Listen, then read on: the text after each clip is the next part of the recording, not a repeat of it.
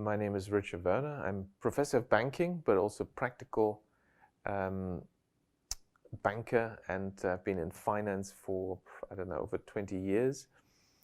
I'm involved in a number of projects. I'm chairman of the Valhalla Network, which involves a DAO, a decentralized autonomous organization, with tokens, and it is linked to, and that's what I'd like to talk about, setting up banks. And I'd like to tell you just a few reasons why it's quite a good idea to create new banks and to have your bank. Let's start with the sort of historical big picture. We know that there's a number of countries that have done very well in terms of their economy. In the last half century, the only countries actually that have moved from developing country status to developed country status, they're all in East Asia, and they've had extraordinarily high growth. Japan, Korea, Singapore, Taiwan, and China. And they all did this using the same mechanism. And maybe China is a good example because they came late to this game. And China, of course, was originally more like a Soviet-style communist country, as we know. And in the Soviet Union, there's only one bank. In the Soviet Union, it was called Gosbank. So only one bank. And economic performance was not very good. Now, the Chinese leader, a new leader came to power in 1978, Deng Xiaoping. And he decided, well, let's deliver economic performance, which of course for any elite that's in power is a good thing to stay in power. If you actually deliver performance, it's good for you. So he then traveled to Japan and he did some research, and he found out the key to the economic performance, and that was to move from the Soviet system where you only have one bank, which is not really such a great system, to establishing thousands of banks. So he set out and established thousands of banks, new local banks, credit unions, savings banks, provincial banks, local regional banks, also some national champions. But the main thing is established thousands and thousands of banks. And of course, the rest is history. China delivered double-digit economic growth for 4 decades, and therefore multiplied national income, over 30 times. Massive. I mean, actually, more people were lifted out of poverty in this massive, massive growth than ever before anywhere in the world in history. And it's because of establishing new banks. So that's the big picture. It's good to establish new banks. But let's step down to a more concrete case. If you give me 25 million euros or dollars, it's the same thing these days. There's a lot of things you can do with investment. But I tell you, one of the best investment, maybe the best investment is, you give me that money, I'll establish a bank for you. And you will just have so much more impact with that 25 million than you would have with almost anything else.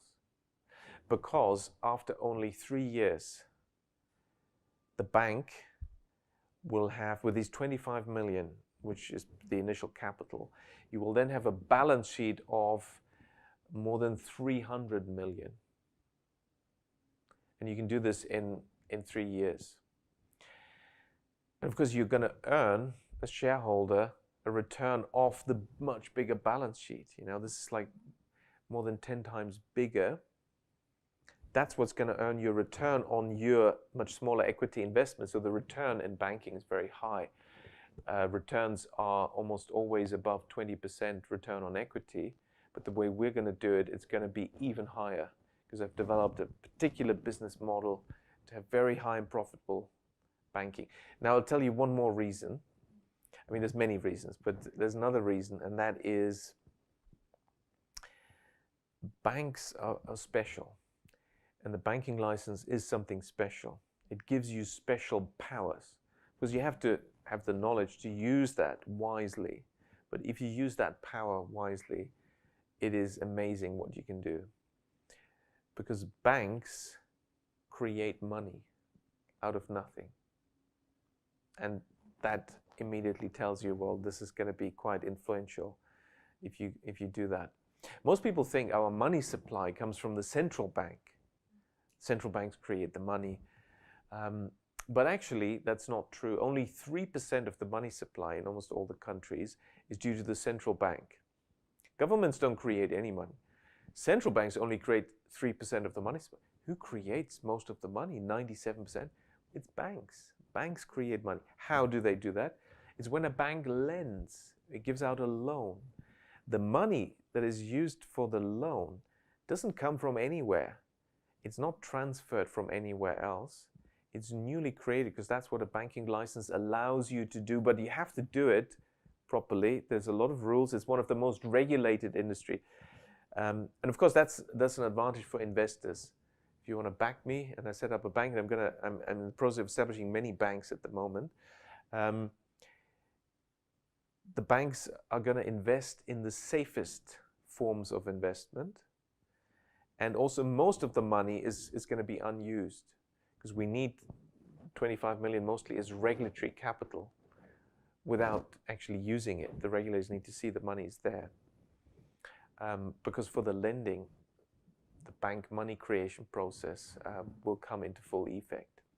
So, and of course, maybe another point I should mention is it is one of the important ways to create a lot of prosperity and wealth for a local area where you have a new local bank, for a region, for a country. And also, I mean, if you look at the country in Europe that has the largest number of banks, it is also the most powerful economy and has been successful for 200 years, and that's Germany. And it's because it has the largest number of banks. Also, by the way, Germany has the largest number of billionaires per capita. They have very low profile. These are not high profile billionaires. They want to keep a low profile. It's because these are owners of small family businesses that are in the third generation or so, supported by these thousands of local banks. So these establishing banks also mints a lot of billionaires. The Valhalla Network is a network in the crypto space that issues tokens, and there is a decentralized autonomous organization that tokens essentially are voting. That gives you voting rights concerning the strategy and policy and also priorities of the decentralized autonomous organization. And of course, there are many crypto projects out there, but the Valhalla Network is about establishing, supporting, and allowing growth of communities and helping communities to thrive. And it places new community banks into communities and establishes banks. And because that's highly profitable, there's also returns in the network. And so it's quite an attractive proposition. So we have a combination of crypto and the real world, and the main money creators in the real world, which are banks, in the Valhalla Network. It's a great conference. I like the fact that it's just very personal, very friendly. It's not about big shows and sort of where there's somebody way far away on some podium. It's much more, eye to eye. You meet a lot of interesting people. Everyone is very down to earth. You make new friends. There's a lot of fascinating discussions. So great event.